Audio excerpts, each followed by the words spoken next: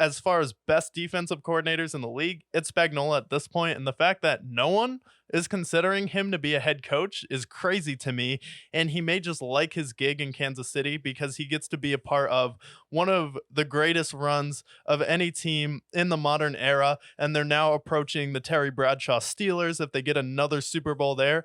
Terry Bradshaw is no Patrick Mahomes, but that defense, the steel curtain was real there.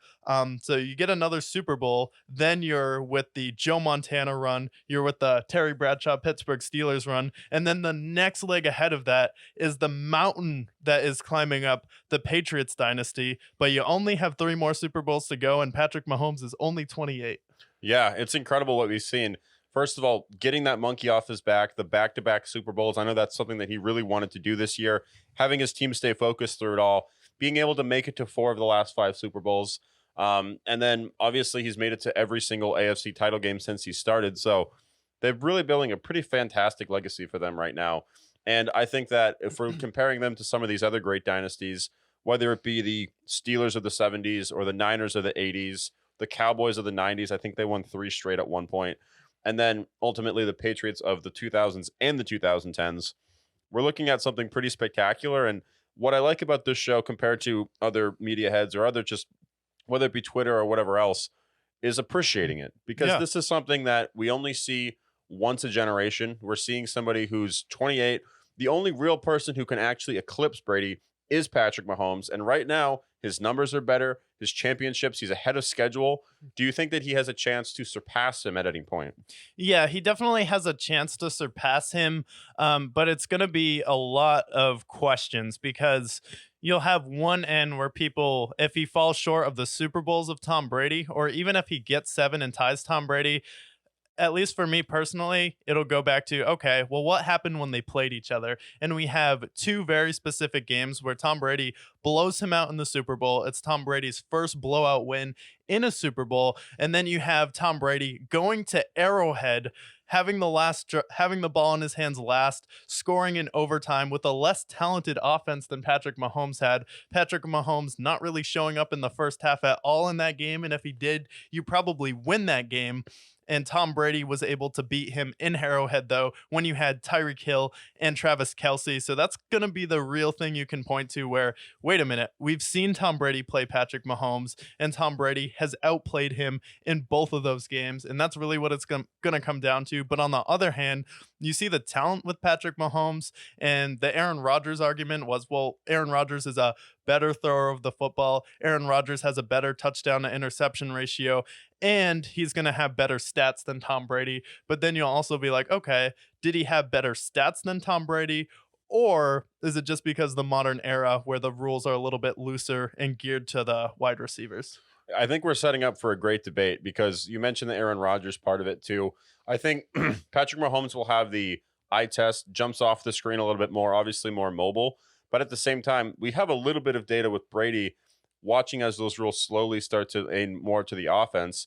And we saw Brady, even in this last year, throw for 5,000 yards, have these great numbers. And in Tampa, his numbers are extremely gaudy. And this is a guy who was in his middle of his 40s at the time, still throwing for 40 touchdowns, still throwing for 4,000, 5,000 yards. So we can kind of see it transition into Patrick Mahomes at that case. I think that he'll eventually be eclipsed because I think the media is going to want to push for that. Yeah. Obviously, surpassing him.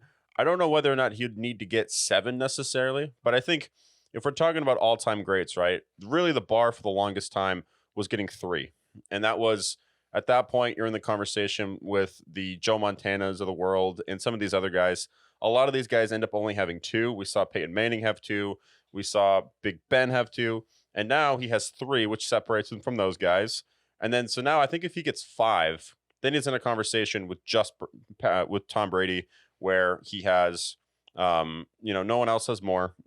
And then eventually, I think getting as many titles as him is going to be a hard accomplishment, but I think it's possible. Yeah, I think it's possible, and he's ahead of schedule where Tom Brady was at his career, and Tom Brady had that lull in the middle of his career, so it'll really come down to the matchups where Tom Brady, hey, we did see them face off in a Super Bowl and we saw how that went. And then we saw Brady go on the road to Patrick Mahomes' house and beat him. And there's only two people, though, that have beat Patrick Mahomes. And it was kind of the same with Brady, where it took Peyton Manning a long time to do that. And it was kind of when it was in Denver, you had DeMarcus Ware, Von Miller, that incredible defense, or it was the Baltimore Ravens, but Tom Brady always owned the Steelers. He pretty much owned the Colts for the most part Mhm. when Peyton Manning was there. So it'll be a good debate. I think it'll come down to, do you want the better stats or do you want to see, okay, they matched up against each other, where in the NBA, we didn't see LeBron and Michael Jordan match up against each other, but we have seen Mahomes and Tom Brady match up against each other. And then we didn't see LeBron and Kobe match up in the finals, but we did see LeBron and Steph go head to head. We saw LeBron and Tim Duncan go head to head, and they kind of split in both of those series. Yeah, exactly. Another thing with the Patrick Mahomes thing that we should consider is Brady had about a 10-year gap between the Super Bowls, and he had made it to a couple, but lost a couple. But at the same time, a couple of turnovers. We had the early Patriots era, which was led by their defense. They had Mike Vrabel, Richard Seymour, Ty Law, all these great guys on that team. And then eventually all those guys left, and then they had this 10-year lull where they did have this undefeated season. They did make it to the Super Bowl again with the Giants. When it comes to the Chiefs, I think there's still those question marks where Andy Reid, they've talked about retirement for him. Yeah. We've talked about Travis Kelce potentially retiring as well. So those are two major figures in that championship run. Will Steve Spagnuolo finally get another opportunity? I think his time in St. Louis wasn't fair. He didn't really have a great quarterback situation. He had Sam Bradford and then a couple other guys. Didn't really pan out. I think maybe that was just where it was at that time. Where does he go? Yeah. So I think there is a period where we lose Andy Reid, we lose Steve Spagnuolo, and then how do they adjust to that? I think that they're a good enough team and a smart enough organization to figure that out. But I can't quite anoint them winning 4, 5, 6 Super Bowls, because those are questions that they have. Plus, we have a team like the Bengals who seem to be really the only thorn in their side. And then there's other teams. Where will the Texans be? Mhm. Where will the Bills finally get over that hump? Will the Ravens ever get over that hump? Those are questions that will be answered. I think that we can't quite put them winning the next 3, 4 Super Bowls in a row quite yet, just because there's a lot of things left unknown.